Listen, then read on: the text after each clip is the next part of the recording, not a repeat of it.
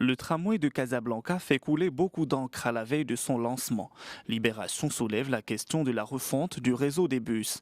Le conseil de la ville s'est réuni avec plusieurs opérateurs, dont Dynabus, la plus importante société de transport urbain à Casablanca.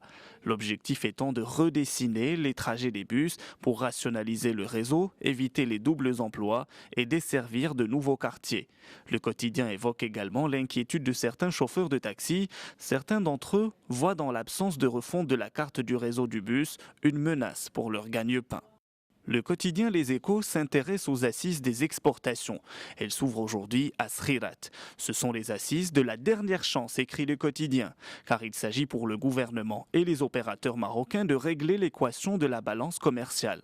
En octobre dernier, le déficit s'est accru de 20 milliards de dirhams. Il a franchi le cap des 164 milliards de dirhams. Le gouffre d'échange extérieur est aujourd'hui à 20% du PIB. Les détracteurs des accords de libre-échange clament haut et fort l'échec de la politique d'ouverture. Les moins pessimistes insistent sur les bienfaits que peuvent fournir ces accords.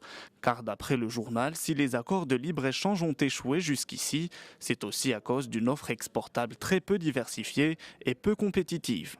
L'économiste nous informe qu'un coup de pouce a été donné au secteur du tourisme.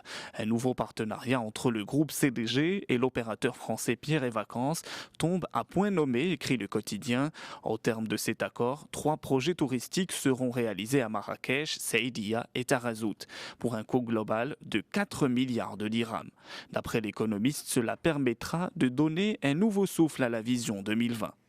L'Internet mobile 3G passé au crible par la NRT.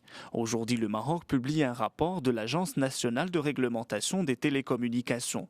Elle lève le voile sur le fonctionnement de ce mode de connexion.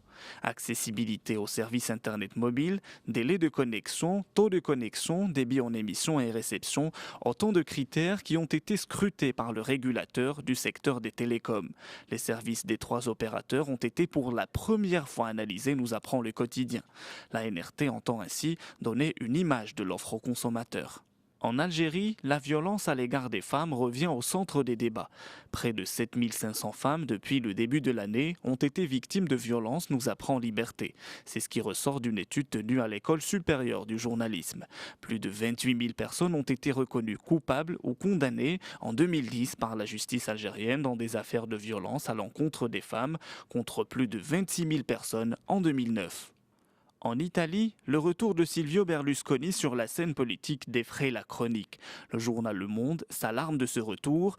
Berlusconi est en train de mener le combat de trop, écrit le quotidien.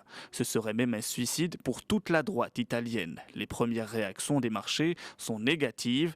Sous le feu des caméras, Berlusconi affirme qu'il revient à la vie publique avec tristesse.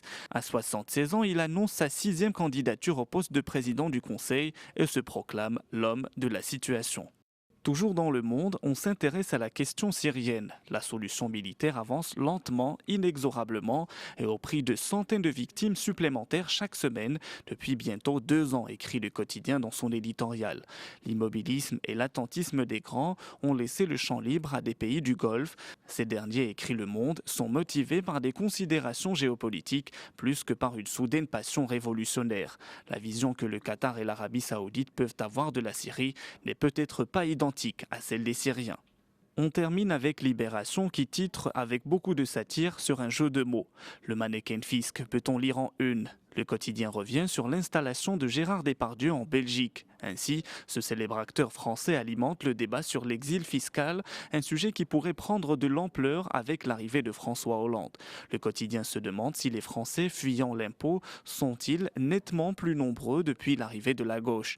D'après nombre d'observateurs, l'harmonisation fiscale s'impose plus que jamais en Europe.